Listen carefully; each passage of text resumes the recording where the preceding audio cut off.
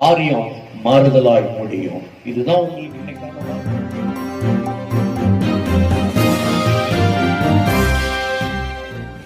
சில காரியங்களை பார்க்க போகிறோம்.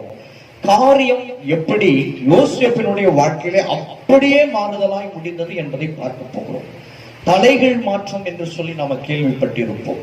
ஒரு காரியம் அப்படியே தலைகீழாக மாறுவது என்றால் யோசேப்புடைய வாழ்க்கையில தான் அது அப்படியே தலைகீழாய் மாறி இருக்கிறது. ஒரு ஆச்சரியப்படத்தக்க உயர்வை கர்த்தர் ஒருவனுக்கு வேதத்திலே கொடுத்தார் என்றால் அது யோசேப்பு மட்டும்தான். ஹல்லேலூயா. தாவீது மற்ற யாரும் அவனுக்கு இணையான ஒரு உயர்வை அடைந்ததே இல்லை. தாவீதுக்கு அநேக போராட்டங்கள் இருந்தது. அவன் உயர்வு அடைவதற்கு முன்னாலும் உயர்வு அடைந்ததற்கு பின்னாலும் கூட. ஆனால் யோசேப்பு மட்டும்தான் உயர்த்தப்பட்ட பிறகு ஒரு சிறு துன்பத்தையும் அடையாமல் அந்த உயர்விலேயே நிலைத்திருந்து சஞ்சலமில்லாமல் தேவனுடைய அந்த சமாதானத்தையும் உயர்வையும் புகழ்ச்சியையும் கனத்தையும் அனுபவித்த மனுஷன். ஹல்லேலூயா. அவனுடைய வாழ்க்கையில கர்த்தர் எப்படி தலைகீழ் மாற்றங்களை நிகழ்த்தினார் என்பதைத்தான் நாம் அப்படி ஒவ்வொன்றாய் படிப்படியாய் பார்க்க போகிறோம். யோசேப்பு தன்னுடைய சகோதரர்களால் பகைக்கப்பட்டார். வாசிக்கலாம். ஆதியாகமம் 37ஆம் அதிகாரம் 4ஆம் வசனம் வாசிக்கலாம். அவனை தங்கள் தகப்பன் அதிகமாய் நேசிக்கிறதை அவன் சகோதரர் கண்டபோது அவனோட பட்சமாய் பேசாமல் அவனை பகைத்தார்கள். முதலாவது இந்த வசனத்திலே நாம பார்த்தோம், அவனுடைய சகோதரர் அவனை என்ன செய்தார்கள்? பகைத்தார்கள் என்று சொல்லி பார்த்தோம். சரி, இப்போ நம்ம ஒரு வசனம் வாசிக்கலாம்.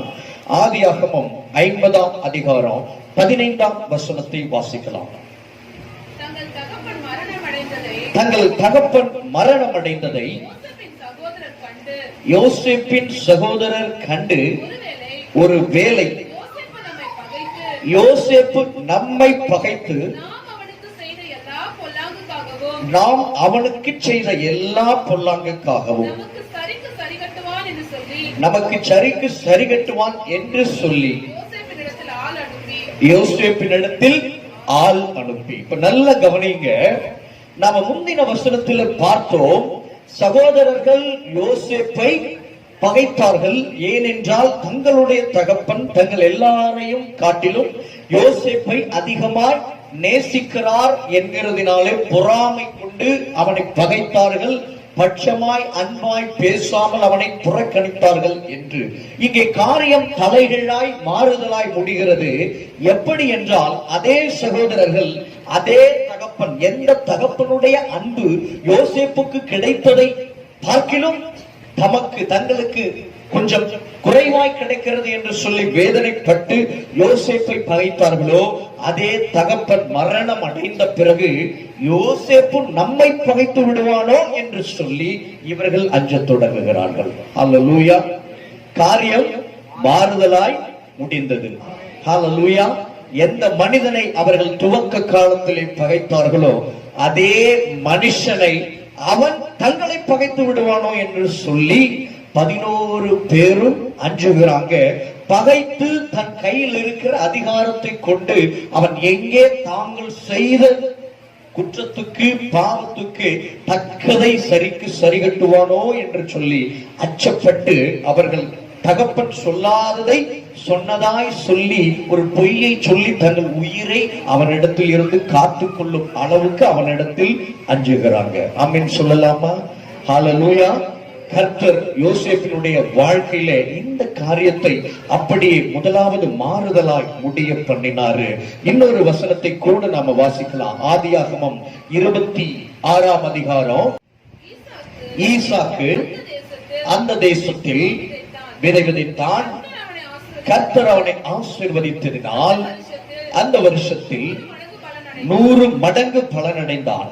அவன் ஐஸ்வர்யவானாகி வர வர விருத்தி அடைந்து மகா பெரியவனானான்.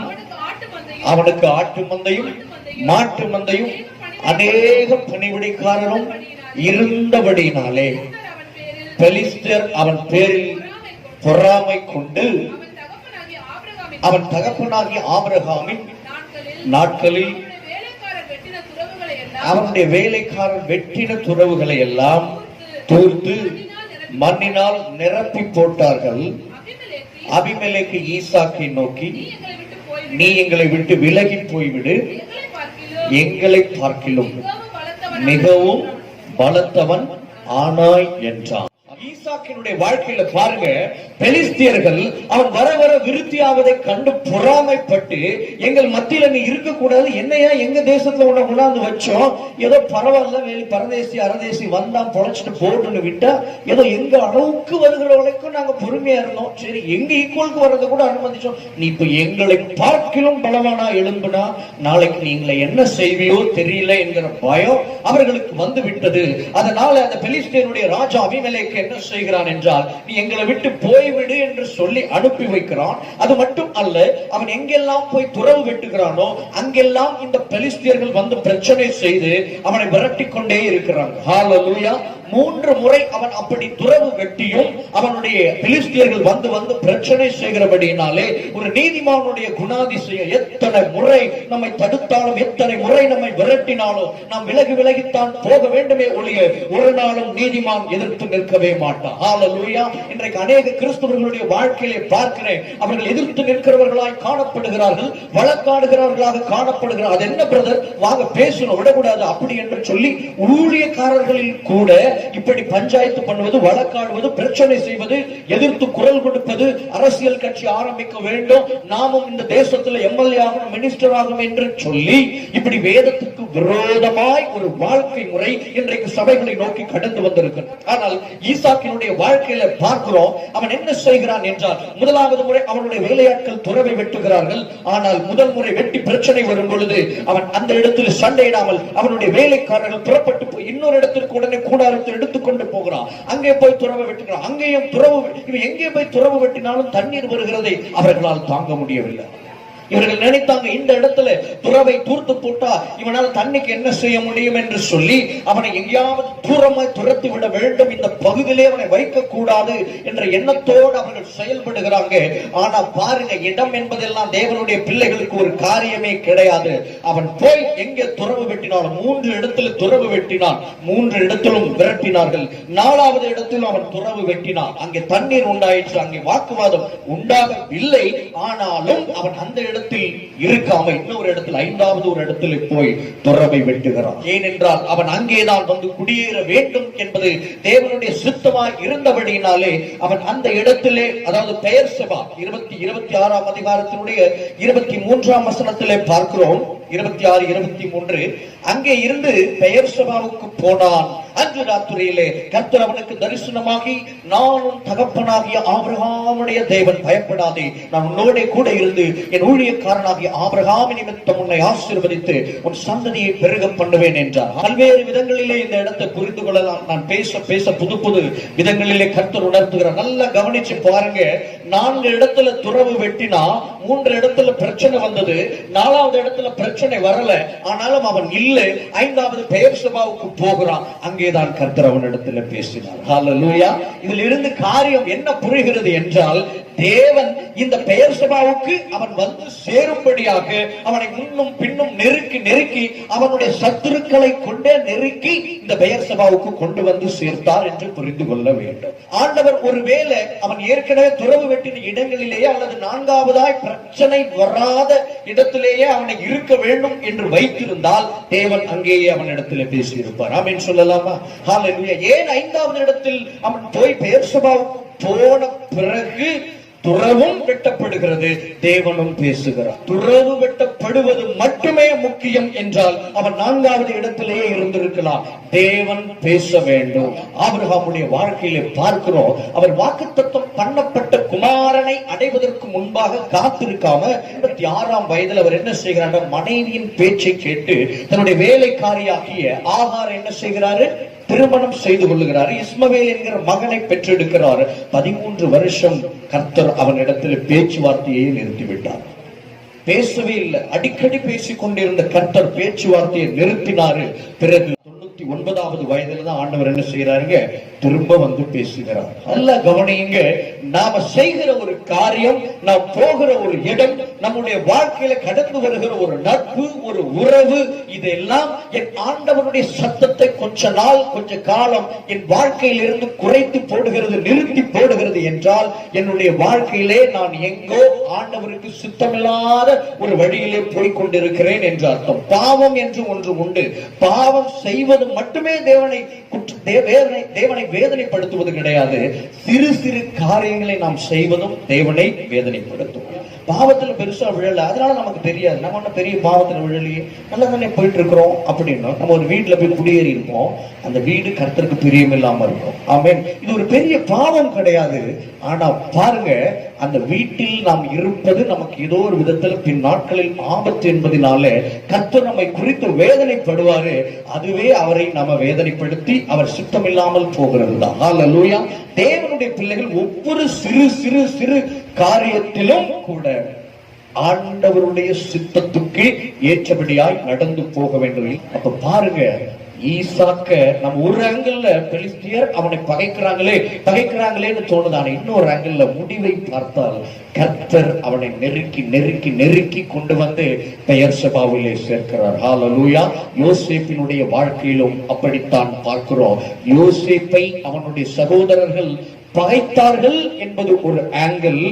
தேவன் யோசேப்பினுடைய சகோதரர்களை எடுத்து பயன்படுத்தி யோசேப்பை எகிப்துக்குள்ளே ராஜாவாய் அவன் பட்டம் சூட்டுவதற்கு, அதிபதியாய் அவன் பட்டம் சூட்டுவதற்கு, கிட்டத்தட்ட ஒரிஜினல் உண்மையான ராஜாவாய் மாறுவதற்கு அவனை உள்ள கொண்டு வராரு என்பது இன்னொரு ஆங்கிள். யோசேப்பினுடைய வாழ்க்கையிலும் அப்படித்தான். துவக்கம் எகிப்துக்குள்ள நுழையும் போது அற்பமா இருந்துச்சு. ஆனா அதே எகிப்துல யோசேப்பினுடைய வாழ்க்கை சம்பூரணப்பட்டது. அப்படிப்பட்ட இன்னும் சொல்லவா, எகிப்தை கட்டி எழுப்பினவர்கள் யாருன்னா பார்வோன்கள் தான். பார்வோன்னு பொதுவா சொல்லுவாங்க அந்த ராஜாக்களை எல்லாம். எகிப்துனாலே பார்வோன்கள் தான். இந்த பார்வோன்களுக்கு எகிப்தை சுதந்தரித்து கொடுத்ததே யோசேப்பு தான். ஹல்லேலூயா. ஏன்னா பார்வோனுக்கென்று நிலங்கள் இருந்தது, ஆனால் ஜனங்களுக்கும் நிலங்கள் இருந்தது. ஆனா யோசேப்பு வந்த பிறகுதான் ஒட்டுமொத்த எகிப்தையே பார்வோனுக்கென்று எகிப்தியர்களையும் நிலங்களையும் வாங்கி பார்வோன் இடத்துல கொடுத்தான். அப்படித்தான் அந்த பூமி பார்வோனுக்கு என்று சொந்தமானது. பார்வோனுடைய தேசமா எகிப்து மாறினது. ஆனால் முதல் பார்வோனுக்கோ அல்லது இரண்டாவது பார்வோனுக்கோ அந்த தேசத்தை முழுவதுமாய் சொந்தமாக்கி கொடுத்தவன் இந்த யோசேப்பு தான். ஆமென் சொல்லலாமா? ஆனா யோசேப்பு உள்ள நுழையும் போது எப்படி நுழையறான்? அழுகையோடும் கண்ணீரோடும் புலம்பலோடும் தகப்பனை பிரிந்த வழியோடும் வேதனையோடும் மொழிபெரியாத ஒரு தேசத்துக்குள்ளே இப்படி அனாதை ஆனோமே என்று சொல்லி நுழைகிறார். ஆனா அவனுக்கு தெரியாது, ஒரு நாள் இந்த தேசத்தினுடைய அதிபதியாய் நான் இருக்க போகிறேன், இந்த தேசத்தின் குடிகள் எனக்கு அடிமையாக போகிறார்கள் என்று அவனுக்கு தெரியவே தெரியாது. கிறிஸ்துவுக்குள் பிரியமான அன்பு சகோதர சகோதரிகளே, நம்மை உயர்த்துகிறது பல நேரங்களிலே தேவனுடைய கரம் என்று நமக்கு தெரியும், அது அடிப்படை. ஆனால் தேவனுடைய கரம் உபத்திரவங்களின் வழியாக, சத்துருக்களின் வழியாகத்தான் நம்மை உயர்த்தி கொண்டிருக்கிறது என்பதே நமக்கு தெரியாம போகிறது. நீங்க நல்லா இருந்தா நகரவே மாட்டீங்கன்னு கர்த்தருக்கு தெரியும். சொன்னா உடனே கீழ்ப்படிந்து ஓடுகிற பிள்ளைகளும் உண்டு. நெருக்கி நெருக்கி தள்ளி கொண்டு போனாதான் அந்த இடத்துக்கு நான் போவேன் என்று இருக்கிற பிள்ளைகள் உண்டு. என்ன கேட்டா முக்கால்வாசி கிறிஸ்தவர்கள் இரண்டாவது வகைன்னு தான் நான் சொல்லுவேன். ஆமென். ஹல்லேலூயா. ஏன்னா நம்ம ஆளுங்களுக்கு எங்கேயாவது சோலையா இருந்துருச்சுன்னா இங்க நல்லா தானே போய்கிட்டு இருக்கு, அப்படியே நாங்க செட்டில் ஆயிடுறோம் ஆண்டவர் என்றது நம்ம இது. ஆனா ஆண்டவர் உன்னை டெஸ்டினேஷன் உன்னை முன் குறிச்சிட்டாருன்னா அந்த டெஸ்டினேஷனுக்கு கொண்டு போய் சேர்க்கிற வரைக்கும் உன்னை என்ன செய்து கொண்டே இருப்பாரு? பாளையம் புறப்படுவதாக சொல்லி உன் வாழ்க்கையில காலம் ஓடிக்கிட்டே இருப்பாரு. ஹல்லேலூயா. பாளையம் எங்கே இறங்குகிறதோ அங்கே மகிழ்ச்சி உண்டாகும், தண்ணீர் கிடைக்கும், அப்பம் கிடைக்கும், எல்லாம் கிடைக்கும். மறுபடியும் கிளம்புனா வனாந்தரத்துல பயணம் மேற்கொள்ள வேண்டி வரும், பனியில நடக்க வேண்டி வரும், அந்த பகல் நேரத்தில் இரவில் நடக்க வேண்டி வரும், பிள்ளை குட்டிகளை கூட்டிட்டு நடக்க வேண்டி வரும். அடுத்து இன்னொரு டெஸ்டினேஷன் வரும். ஐயோ ஆண்டவர் எங்கேயாவது நம்மளை தங்க விட மாட்டாரா அப்படின்னு தோணும். நாம பார்க்கிற பார்வை வேற, தேவன் பார்க்கிற பார்வை வேற. எனக்கு தெரிஞ்சதெல்லாம் என் முன்னால இருக்கிறது, சைட்ல இருக்கிறது, ரைட்ல இருக்கிறது தான். தேவைப்பட்ட பிசாசு அதையும் கூட கண்ணை மறைச்சு விட்டுருவான். ஆனா தேவன் உன்னதத்தில் இருக்கிறார். அல்லேலூயா. உன்னதத்தில் இருந்து பார்க்கிறார். உன்னை சுற்றி இத்தனை கிலோமீட்டர் தூரத்துல யார் யாரெல்லாம் உனக்கு கண்ணி வைக்கிறான், அத்தனை கிலோமீட்டர் தூரத்தில் உனக்கு பிசாசானவன் என்ன பிரச்சனையை வைத்திருக்கிறான், 20 வருஷம் கழித்து நீ ஒரு இடத்திற்கு புறப்பட்டு போகும் பொழுது அங்கே உனக்கு என்னென்ன பிரச்சனைகள் வைக்கப்பட்டு இருக்கிறது என்பதையும் சேர்த்து கர்த்தர் பார்ப்பார். அவருக்கு உன் ஜீவன் இந்த பூமியிலிருந்து போகிற வரைக்கும் உன் வாழ்க்கையை பார்ப்பாரு. ஆனா நீ இந்த நாளையும் இந்த மாதத்தையும் இந்த வருஷத்தையும் நான் பார்ப்பேன். ஆனா ஆண்டவர் உன் முடிவு வரியந்தம் நீ நிலைத்து நிற்பதற்கான வழிகளை நோக்குவாரு. ஆமென் சொல்லலாமா? யோசேப்பினுடைய வாழ்க்கையில பார்த்தோம், காரியம் மாறுதலாய் முடிகிறது. ஈசாக்கினுடைய வாழ்க்கையில பார்த்தோம், எவர்கள் விரட்டி அடித்தார்களோ அவர்கள் உடன்படிக்கை செய்து கொள்ள வருகிறார்கள். இவன் பயப்படுகிறான், ஏண்டா இங்கேயும் வரீங்க, நான் தான் போறேன் உங்களை விட்டு, இன்னும் எத்தனை ஊர்களுக்கு என்னால ஓட முடியும், தயவு செய்து விட்டுடுங்க, என்னை பகைத்து என்னை துரத்தி விட்டவங்க நீங்க தானேன்னு சொன்னா அவன் பயத்துல வந்திருக்கிறான். இவன் அவங்கள பார்த்து பயந்தான். ஆனா அவங்க சொல்றான், உன்னோடு தேவன் இருக்கிறாரு, உன்னுடைய காரியங்கள் எல்லாம் வாய்க்கிறது என்று நாங்க பார்க்கிறோம். எங்களுக்கு நீ இப்படி இருந்தேன்னா இன்னும் உங்களை இனிமே உன்னை எங்க துரத்தினாலும் நீ இன்னும் பெரியாளாவன்னு எங்களுக்கு நல்லா தெரிஞ்சிடுச்சு. அதனால தேவனை எதிர்த்து நிற்கிற வேலையில நாங்க இனி இறங்க போறது கிடையாது. ஒண்ணு செய்யலாம் வந்திருக்கிறோம், உன்னோடு உடன்படிக்கை செய்து கொள்கிறோம். உன்னுடைய உன்னுடைய தலைமுறையிலும் இல்ல அடுத்த தலைமுறையிலும் கூட எங்க சந்ததிக்கு நீ தீங்கு செய்திடக்கூடாதுன்னு சொல்லி. அப்போ சத்துரு எந்த இடத்துல சமாதானத்துக்கு போறான் நல்லா கவனிச்சு பாருங்க. பெயர் சபாவுக்கு வந்த பிறகு, ஹல்லேலூயா, எங்க வந்த பிறகு சமாதானத்துக்கு வரான்? பெயர் சபாவுக்கு வந்த பிறகுதான். மற்ற 3 இடங்களில் அவனை பகைத்தார்கள். ஆனா 5வது இடத்துக்கு வந்த பிறகு அதே சத்துரு சமாதானத்துக்கு வரான். அருமையான தேவனுடைய பிள்ளையே, உன் ஸ்தானம் எதுவென்று கர்த்தர் நியமித்து வைத்திருக்கிறாரோ அந்த ஸ்தானத்தில் நீ வந்து நிக்கிற நிமிஷம் உன்னுடைய வாழ்க்கையில இருக்கிற எல்லா பிரச்சனைகளும் கடந்து ஒண்ணு விட்டு. ஹல்லேலூயா. This is the secret. Simple காரியம். எந்த பிரச்சனை உங்க கண்ணுக்கு இன்னைக்கு பெருசா தெரியுதோ, எந்த பாரம் உங்களை அழுத்தி நெருக்குகிறதோ அதை நீங்க முறியடிக்கணும்னா, எது உங்களை துரத்தி உங்களோட போராடுகிறதோ அதை முறியடிக்கணும்னா, அது துரத்துச்சுன்னா போங்க, அது துரத்துச்சுன்னா போங்க. அதோடு போராடி கொண்டு இருக்க வேணாம். ஆண்டவருக்குள்ள சரியாதான் நிக்கிறீங்கன்னா, சரியா இருந்தும் ஏதோ துரத்தப்படுகிறீங்க, ஏதோ விரட்டுகிறாங்க, யாரோ போராடுகிறாங்க அப்படின்னா அவங்களோட தீமையோடு நீங்க என்ன செய்ய வேண்டாம், எதிர்த்து நிற்க வேண்டாம். புதிதா இன்னொரு இடத்துக்கு போங்க. அங்கேயும் வந்து பிரச்சனை செய்யறாங்களா, ஆண்டவர் இடத்துல கேளுங்க. ஒன்னும் பேச மாட்டாரு, இல்ல இது போகிறது தான் கர்த்தருக்கு சித்தம் அப்படி தெரிகிறது, கர்த்தர் எனக்காக வழக்காட மறுக்கிறாருன்னா போக சொல்றாருன்னு அர்த்தம். போங்க போங்க. எந்த இடத்துல கர்த்தர் பேசுகிறாரோ அந்த இடத்துல சத்துருவை தேடி வந்து உன் இடத்துல சமாதானம் பண்ணி கொள்ளுவான். 3 காரியங்கள் யோசேப்பினுடைய வாழ்க்கையில பெயர் சபாவுக்கு வந்த பிறகு நடக்கிறது. ஒன்று, பெயர் சபாவுக்கு வந்த பிறகு ஒரு ஊற்றையும் நீரூற்றையும் அவர்கள் துறவையும் வெட்டி கொள்ளுகிறாங்க. தேவன் பேசுகிறார். 3வது, எந்த சத்துருக்கள் விரட்டி அடித்தார்களோ அவர்கள் ஜென்ம ஜென்மத்துக்கும் ஏதுவான ஒரு உடன்படிக்கையை தேடி வந்து செய்து கொண்டு போகிறாங்க. அவங்க வழி, அவங்க என்ன துரத்துகிறார்களேன்னு பயந்தான். இப்போ பாருங்க, அவர்கள் இவனை குறித்து இவன் ஏதாவது அவனுக்கு செய்திருவாங்களோன்னு இவனிடத்துல வந்து உடன்படிக்கை செய்யறாங்க. பகைத்தவர்கள் எங்கே ஈசாக்கு பகைத்துவானோ, ஒருவேளை நம்ம இறந்ததுக்கு பிறகு நம்முடைய பிள்ளைகளுக்கு நாம் செய்த காரியங்கள் நிமித்தம் பழி வாங்குவானோன்ற பயத்தோடு வந்து இருக்கிறோம். ஆமென். ஆண்டவர் உங்களை பார்த்து சொல்லுகிறார், எந்தெந்த காரியங்கள் எந்தெந்த சூழ்நிலைகள் உங்களை இன்றைக்கு பயமுறுத்தி கொண்டிருக்கிறதோ, எந்தெந்த மனுஷர்கள் உங்களை பயமுறுத்தி கொண்டிருக்கிறார்களோ அவர்கள் ஒரு நாள் வரும், ஒரு இடத்திற்கு நீங்க ஒரு ஸ்தானத்தை அடைந்த பிறகு எங்கே நீங்கள் அவர்களை ஜெபம் செய்து அல்லது உங்களோட தேவன் இருக்கிறபடினாலே உங்களுடைய தேவன் அவர்களுக்கோ அவர்கள் பிள்ளைகளுக்கோ ஏதாவது செய்து விடுவாரோ என்ற பயத்தில் அவர்கள் உங்களிடத்தில் வந்து நடுநடுங்கி நிற்பாங்க. அல்லேலூயா. இதெல்லாம் எப்படி ஆகும், நானோ இன்றைக்கு அப்படின்னு சொல்லி மரியாள் மாதிரி பேசாதீங்க, காரியம் மாறுதலாக முடியும். ஆமென். யோசேப்பினுடைய வாழ்க்கையில யார் பகைத்தார்களோ அவர்கள் அதே மனுஷன் தன்னை பகைத்து விடுவானோ என்று சொல்லி அஞ்சி நடுங்கி பயந்து பொய்யை சொல்லியாவது தங்களை காப்பாற்றிக் கொள்ள வேண்டும் என்று சொல்லி போராடுகிறாங்க.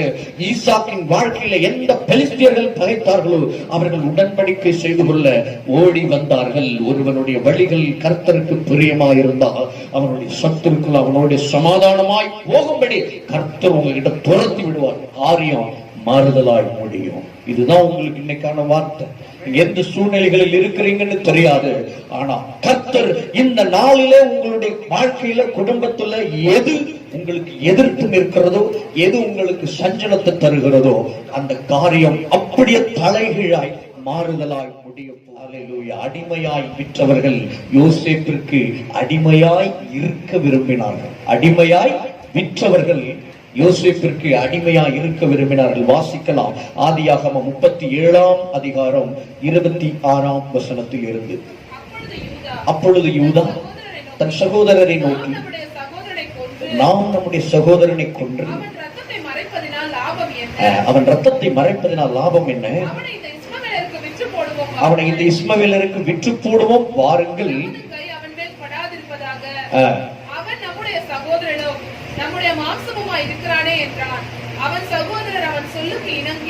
ஐடியா கொடுத்தது யாருங்க?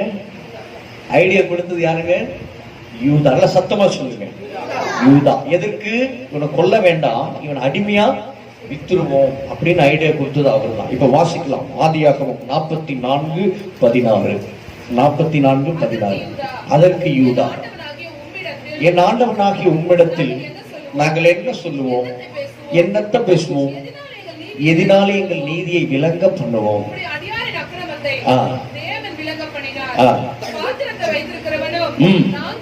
நாங்களும் என் ஆண்டவனுக்கு அடிமைகள் என்றார். ஹல்லேலூயா.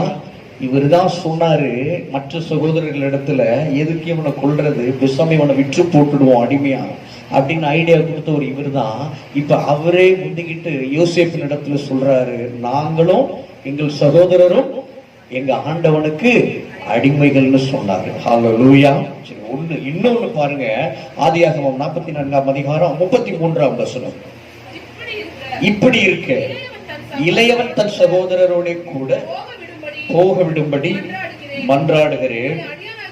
உம்முடைய அடியானாகிய நான் இளையவனுக்கு பதிலாக இங்கே என் ஆண்டவனுக்கு அடிமையாய் இருக்கிறேன். காரியம் அப்படியே மாறுதலாய் முடிஞ்சு போச்சு. அவங்களுக்கு ஐடியா கொடுத்தவர் இவர் தான். இவரே யோசேப்பின் இடத்துல ஐடியா சொல்றாரு, நானும் எங்க சகோதரர்களும் உமக்கு என் ஆண்டவனுக்கு அடிமைகள். இன்னொரு இடத்துல சொல்றாரு, இளையவனுக்கு பதிலாக இங்கே என் ஆண்டவனுக்கு நான் மட்டும் அடிமையா இருக்கிறேன். அல்லேலூயா. சரிக்கு சரிகற்ற தேவனுங்க. ஆமென். உங்களை உபத்திரப்படுத்துகிறவர்களுக்கு உபத்திரவத்தையும் வேதம் எவ்வளவு தெளிவாய் சொல்லுகிறது.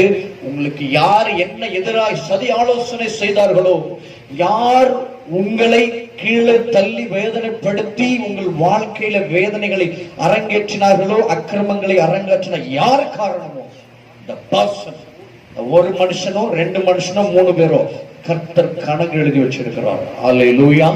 யாரா இருந்தாலும் சரிதான், எப்படி செஞ்சாங்களோ அப்படியே காரியத்தை கர்த்தர் தலைகீழாய் முடிய பண்ணுவார். யூதாதான் ஐடியா கொடுத்தா, யூதாதான் யோசேப்பு. இத்தனைக்கும் ஒரு ஆங்கிள் பார்த்தா அவர் செஞ்சதுனாலதானே அவன் போய் ஜீவரட்சகன். ஆனால் தேவனுடைய திட்டம் தானே, ஒரு ஆங்கிள் தான். ஆனா தேவன் தம்முடைய திட்டத்தை நிறைவேற்றுவதிலே யாரை நல்ல கேரக்டர்ல வைக்கிறாரோ அவங்க அதற்கான நல்பலனை அனுபவிக்க வேண்டும். யார தப்பான கேரக்டர்ல போடுறாரோ அவங்களும் அதற்கான பலனை அனுபவிச்சுதான் ஆகணும். தேவன் தானே திட்டம் தீட்டினாரு, அதுல தானே நாங்க ஒரு கேரக்டர் பண்ணணும், இதுக்காக எங்களுக்கு தண்டனையா அப்படின்னா, தேவனுடைய திட்டத்துலதான் யூதாஸ் வந்தாரு, மனுமகனை மனுஷகுமாரனை காட்டி கொடுத்தாரு. அதற்காக அவருக்கு என்ன அவார்டை கொடுத்தாங்க, அவரு அதற்கான பலனை அனுபவிச்சார். அதே போல யோசேப்பை தேவனுடைய திட்டத்தின்படி நிறைவேற்றி அடிமையாய் அனுப்புவதில் நன்மைகளையும் சகோதரர்கள் பெற்றுக்கொண்டாங்க. ஆனால் சகோதரனை பகைத்ததற்கான பயத்தையும் கர்த்தர் யோசேப்பு மூலமா காண்பித்தார். யார் அடிமையாய் போறதுக்கு காரணம் அந்த அவனே சொல்றான், ஆண்டவனுக்கு நான் அடிமையா இருக்கிறேன்னு சொல்லி. அவன் அடிமையா இருக்கல, ஆனா அடிமையா இருக்கிறேன்னு கர்த்தர் அவன் காலில் விழுந்து சொல்ல வைத்தார். பாருங்க, ஆண்டவர் உங்களை பார்த்து சொல்லுகிறார், உங்க வாழ்க்கையில தனிப்பட்ட விதத்துல விளையாடின மனுஷி யாரோ, உன் குடும்பத்துல பிரச்சனையை உண்டாக்கின மனுஷன் யாரோ, அதற்கு விதை விதைத்தவன் யாரோ, உன்னை சிறுமைப்படுத்தினவன் யாரோ, அவனே வந்து உன்னிடத்துல ஒரு நாள் நிற்பான், சிறுமைப்பட்டு நிற்பான், கெஞ்சி நிற்பான், குனிந்து நிற்பான், பயந்து நிற்பான், அவமானப்பட்டு நிற்பான். இத கர்த்தர் தம்முடைய தேவனுடைய பிள்ளையினுடைய தன்னுடைய பிள்ளையினுடைய வாழ்க்கையில செய்து முடிச்சே தீருவார். ஆண்டவரே மன்னிச்சிருங்க நீங்க சொன்னா ஆண்டவர் மன்னிக்க மாட்டார். நல்லா புரிஞ்சுக்கணும், மன்னிப்பை சரியா நிதானிக்கணும். நாம் ஒருவரை மன்னித்து விட வேண்டும் என்று கர்த்தர் சொல்லுகிறார்னா, நாம் நம்முடைய பாவங்களில் இருந்து மன்னிப்பை பெற்றுக் கொள்ளும்படியாகத்தான் கர்த்தர் நமக்கு அந்த வாய்ப்பை கொடுக்கிறார். ஆனா நாம மன்னிச்சவங்க எல்லாம் மன்னிக்கப்படுவாங்களா? எப்ப மன்னிக்கப்படுவாங்க தெரியுமா? அவங்களுடைய தவறுக்கு மனம் வருந்தி அவங்களும் மன்னிப்பு கேட்டாதான் மன்னிக்கப்படுவாங்க. நான் சொல்றது புரியுதுங்களா? இயேசு 6 மணி நேரம் பிதாவே அவர்களை மன்னியும் தாங்கள் செய்கிறது என்னதென்று அறியாமல் செய்கிறார்கள் சொன்னாரு. யாருக்காக அப்படி சொன்னாருங்க? யூதர்கள் எல்லாருக்காகவும் சொன்னாரு. ஆமா தானே? இஸ்ரவேலர் எல்லாருக்காகவும் சொன்னாரு. ஏன் பிலாத்து கூட விட்டுருங்க, மற்ற ரோமானிய எல்லாருக்கும் சேர்த்துதான் ஜெபிச்சாருங்க. நல்லா கவனிச்சு பாருங்க, அவர் யாரையெல்லாம் மன்னிச்சு ஜெபிச்சாரோ அவங்க எல்லாம் ரட்சிப்பை பெற்றுக் கொண்டாங்களா? ரட்சிப்புனா பாவ மன்னிப்பை பெற்றுக் கொண்டாங்களா? யார் பெற்றுக்கொண்டாங்க? பெந்தகோஸ்தே நாளன்னைக்கு பேதுரு எழுந்து பிரசங்கித்த பிறகு மறுபடியும் ஒரு வாய்ப்பு மீண்டும் மீண்டும் அப்போஸ்தலர்களால் கொடுக்கப்பட்ட பொழுதெல்லாம் எந்தெந்த யூதர்கள் எல்லாம் ரட்சிப்பை ஏற்றுக்கொண்டார்களோ, இயேசுவை ஏற்றுக்கொண்டார்களோ அவர்களுக்கு மட்டும்தான் அந்த இரத்த பழியில் இருந்து விடுதலை கிடைத்தது. ஆமென். அப்போ இந்த சுவிசேஷத்தை ஏற்றுக்கொள்ளாமலும் மறுபடியும் மீண்டும் மீண்டும் நீங்கள் தான் ஜீவாதிபதியை கொலை செய்தீர்கள் ஆகிலும் இப்போ இயேசுவை தேவனுடைய குமாரன் விசுவாசி ஞானஸ்நானம் எடுங்கன்னு சொல்லி ஒவ்வொரு முறை அப்போஸ்தலர்கள் சொல்லும் பொழுதும் புறக்கணித்த யூதர்கள் இயேசுவானவர் அவர்களுக்காக ஜெபித்த ஜெபத்தின் பலனை பெற்றுக் கொள்ளாமல் போனார்கள். அல்லேலூயா. அப்ப நம்முடைய வேலை மற்றவர்களுக்காக ஜெபித்த ஆண்டவரை மன்னியும்னு சொல்வது. ஆனா ஆண்டவர் மன்னிப்பதற்கு அவர்களிடத்தில் ஒன்று எதிர்பார்க்கிறாரு. அவர்கள் அந்த பாவத்துக்காக குறைந்தபட்சம் என்ன செய்யணுங்க? மனம் வருந்தவாவது செய்யணும். அப்படித்தான் இது நல்லா கவனிச்சுக்கோங்க. தேவனுடைய கிருபை இல்லாம நீங்களும் நானும் மன்னித்ததனுடைய பலனை கூட சிலரால என்ன பண்ண முடியாது, அறுவடை செய்ய முடியாது. உனக்கு தனிப்பட்ட விதத்துல பிரச்சனையை உண்டாக்கின மனிதர்கள், இடர்களை உண்டாக்கினவர்கள் இந்த யூதாவை போல சகோதரர்களை போல உன்னிடத்துல வந்து நிற்கிற காலம் ஒன்று உண்டு. காரியம் மாறுதலாய் முடிய போகிறது. ஆமென் சொல்லலாமா? ஏன் அப்படி வந்து அவங்க நிக்க போறாங்கன்னா அவங்க இன்னும் மனம் திரும்பல. அல்லேலூயா. அவங்க செய்ததுக்கு அவங்க மனம் வருத்தப்பட்டிருந்தாங்கன்னா தேவன் அப்படி ஒரு அவமானத்தை சிறுமி அவங்களுக்கு கொடுக்க மாட்டாரு. அவர்கள் மனம் வருந்தாத படியினாலே கர்த்தர் என்ன செய்வாருங்க? உங்களிடத்துல கொண்டு வந்து நிறுத்துவாரு.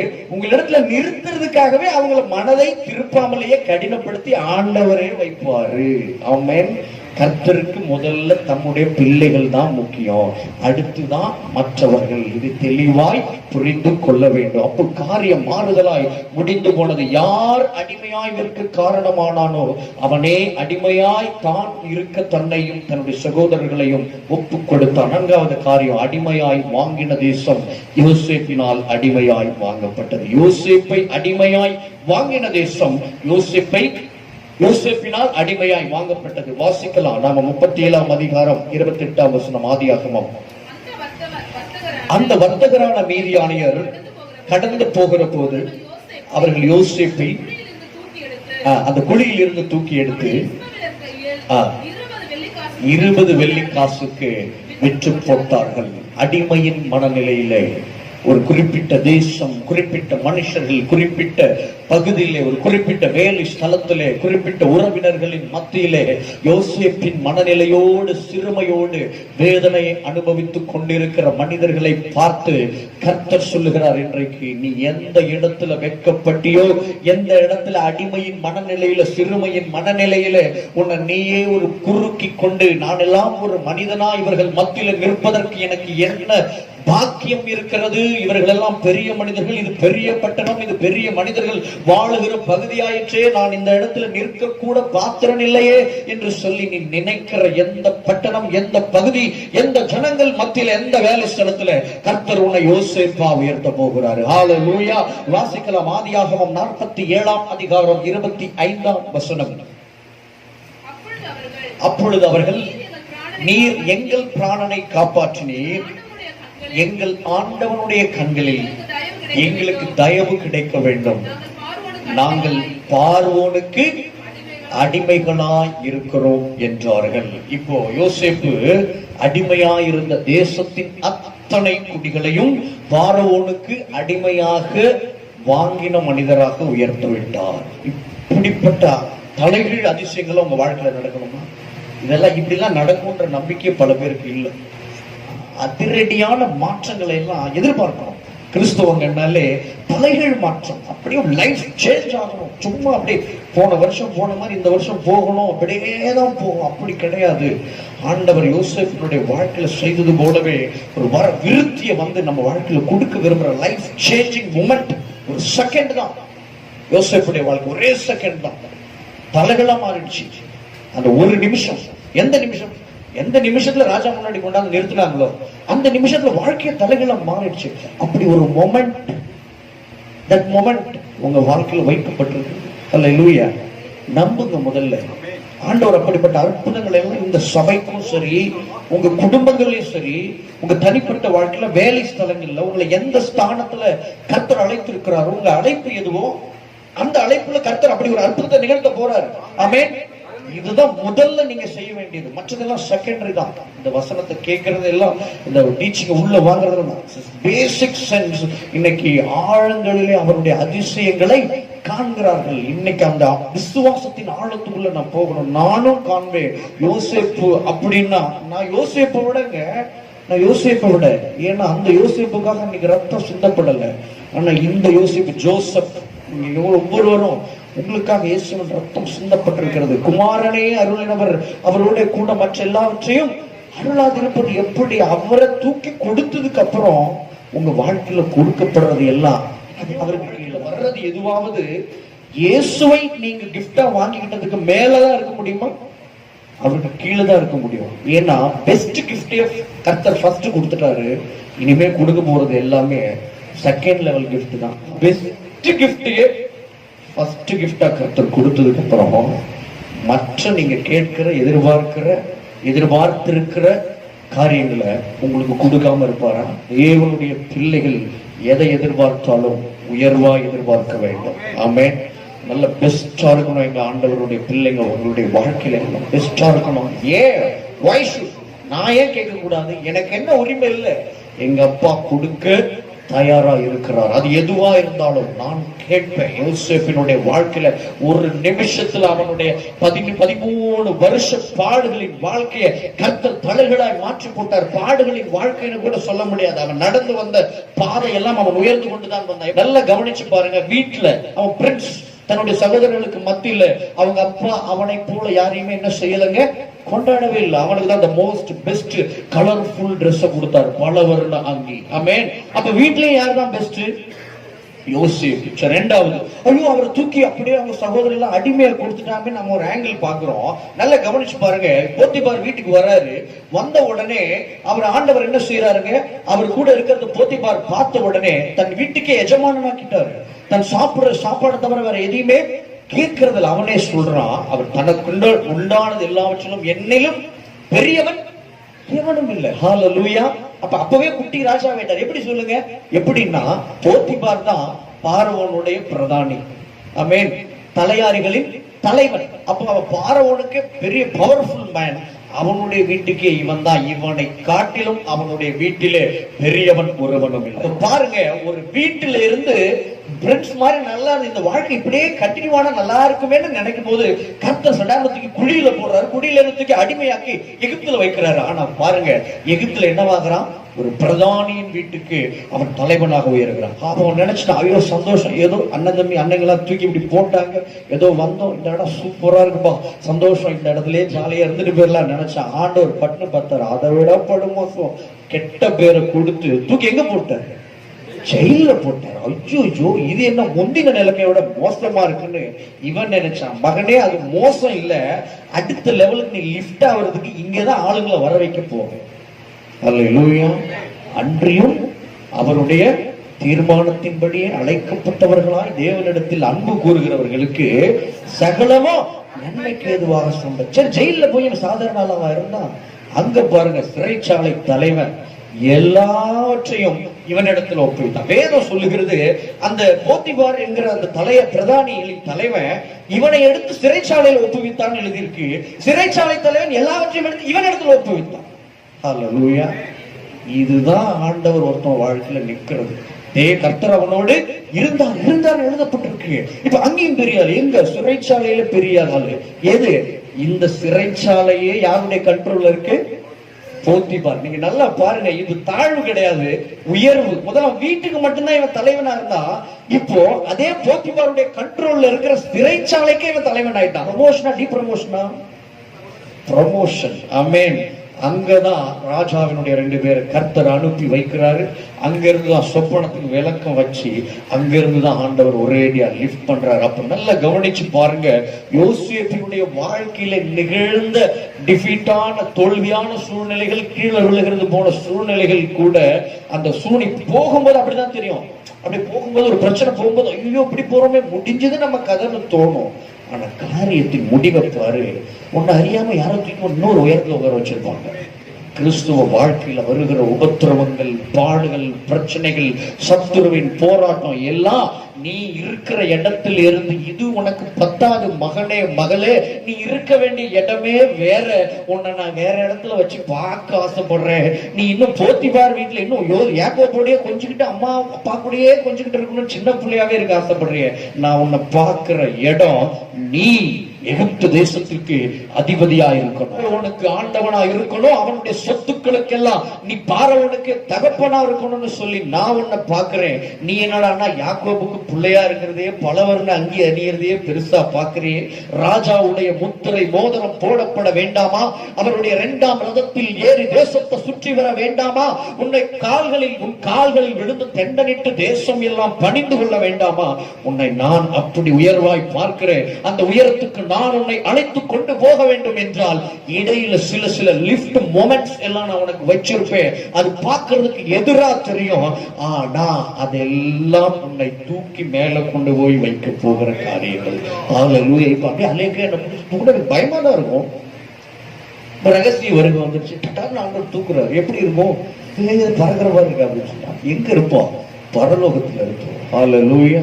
காரியம் மாறுதலாய் முடிந்தது. யோசேப்பினுடைய வாழ்க்கையிலே நம்முடைய இலக்கிலும் முடிய போகிறது. எந்த தேசத்தில் கால்கள் கட்டப்பட்டிருந்ததோ அந்த தேசத்தில் கை அசைவு இல்லாமல், யோசேப்பினுடைய கையசைவு இல்லாமல் யாரும் அசையக்கூடாது என்ற ஆணை பிறப்பிக்கப்பட்டது. ஹல்லேலூயா. வசனத்தை குறிச்சு வச்சுக்கோ. சங்கீதம் 105ஆம் அதிகாரம் 18 இருந்து எழுதப்பட்டிருக்கிறது. அவன் கால்களை விலங்கு போட்டு ஒடுக்கினார்கள், அவன் பிராணன் இரும்பில் அடைபட்டிருந்தது.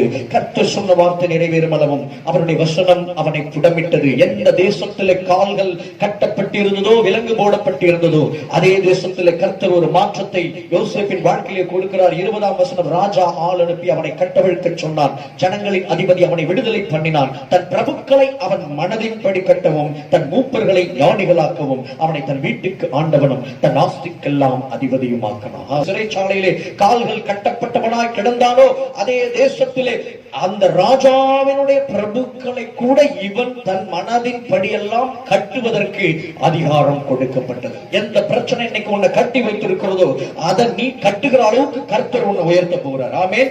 எது உபத்திரவமா? அந்த உபத்திரவம் ஒரு காலத்துல உன்னை பார்த்து பயப்படும். இவனிடத்தில் இனி நாம வைத்துக் கொள்ளவே கூடாது, இவன் உபத்திரவத்திற்கே உபத்திரவம் கொடுக்கிறவன் என்று சொல்லி நினைப்பா. இந்த பிசாசு இன்னைக்கு வந்து போராடுகிறதோ உன் வீட்டுக்குள்ள, உன் வாழ்க்கையில, அதே பிசாசுகள் எங்கேயாவது நீ வாயை திறந்து இயேசுவின் நாமத்துல மறுபடியும் அதுகளை ஓட்டிடுவியோன்ற பயத்திலே உன் எல்லைகளில் நிற்காமல் ஓடி போகிறதை காண்போம். மாறுதல காரியம் மாறுதல முடியும். எந்த பாவத்தை உன்னால மேற்கொள்ள முடியாம இன்னைக்கு தடுமாறியோ அந்த பாவத்தை எல்லாம் நீ எப்படி கடந்து வந்தாய் என்று ஆச்சரியப்படும் அளவுக்கு பாவங்கள் உன்னை கண்டு பயந்து ஓடுகிற அளவுக்கு பரிசுத்தமானா கர்த்தர் உன்னை மாற்ற போகிறார். மற்ற மனசாட்சினால இன்றைக்கு உன்னை நீ போட்டு வேதனை இப்படி எல்லாம் என்னாலும் இருக்க முடியல, கோபமும் எரிச்சலும் என்னை ஆட்டி படைக்கிறது, சமாதானமும் சாந்தமுமா என்னால இருக்க முடியலன்னா ஒரு காலம் வரும். எந்த மோசே கோபத்துல எகிப்தியனை வெட்டி வீழ்த்துட்டு ஓடினானோ அதே மோசேவை பார்த்து 40 வருஷம் கர்த்தர் சொன்னாரு, என் தாசனாகிய மோசே பூமியில் இருக்கிறவர்கள் எங்களும் சாந்த குணம் உள்ள. எப்பேற்பட்ட கோபக்காரன், வந்த கோபத்துக்கு அரண்மனை விட்டு வந்த முத நாளே கொலை பண்ணிட்டான், கொலைகாரனா மாறிட்டான். அப்பேற்பட்ட கோபக்காரன் 40 வருஷம் கழிச்சு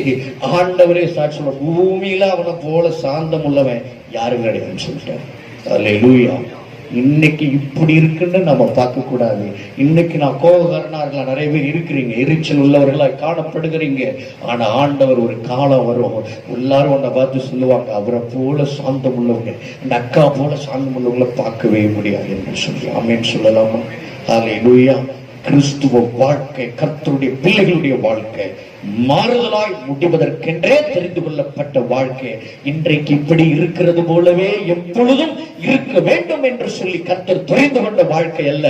இன்னைக்கு நீ எப்படி இருக்கிறீரோ அன்றைக்கு வருகிற நாட்கள்ல உன்னை அப்படியே தலைகீழாய் மாற்றி கர்த்தர் ஜாதிகளையும் ஜனங்களையும் உறவுகளையும் நட்புகளையும் உனக்கு அறிந்தவர்கள் தெரிந்தவர்கள் எல்லாரையும் உன்னை குறித்தோம். அந்த அபிமெலேக்கு ஓடி வந்தான் பாத்தீங்களா, அது மாதிரி ஓடி சொல்லுவாங்க, நீ எங்க ஆண்டவர் உங்களோட இருக்கிறான்னு எங்களுக்கு நல்லா புரியுதுன்னு சொல்லி அவங்க வாயால சாட்சி கொடுப்போம். உங்களை பார்த்தோம் கர்த்தர் சொல்லுகிற நாட்கள் வருகிறது. அதற்கு நீங்கள் செய்ய வேண்டியது யோசேப்பை போல நீதிமானாய் காணப்பட வேண்டும். நீதிமான் யாரையும் அவமானப்படுத்த மாட்டான், தீங்கு செய்தவர்களை கூட என்ன செய்ய மாட்டான், அவமானப்படுத்த. 2 யோசேப்புமே அப்படிதான் இருந்தாங்க. நல்ல கவனிங்க, 2 யோசேப்புமே எப்படிதான் இருந்தாங்களா? இந்த யோசேப்பு வீண் புலி சுமத்தின ஸ்திரீ மேல என்ன செய்யவே இல்லை, அவதான் என்னை அழைத்தாள் என்று சொல்லிவன் என்ன செய்யவே இல்லை, காண்பித்து கொடுக்கல. எஜமான் மீதான மரியாதை, ஒருத்தரை அவமானம் கொடுக்க கூடாது, ஒரு ஸ்திரீயை அவமானப்படுத்தக் கூடாதுன்னு பழியை தான் ஏற்றுக்கொண்டான்.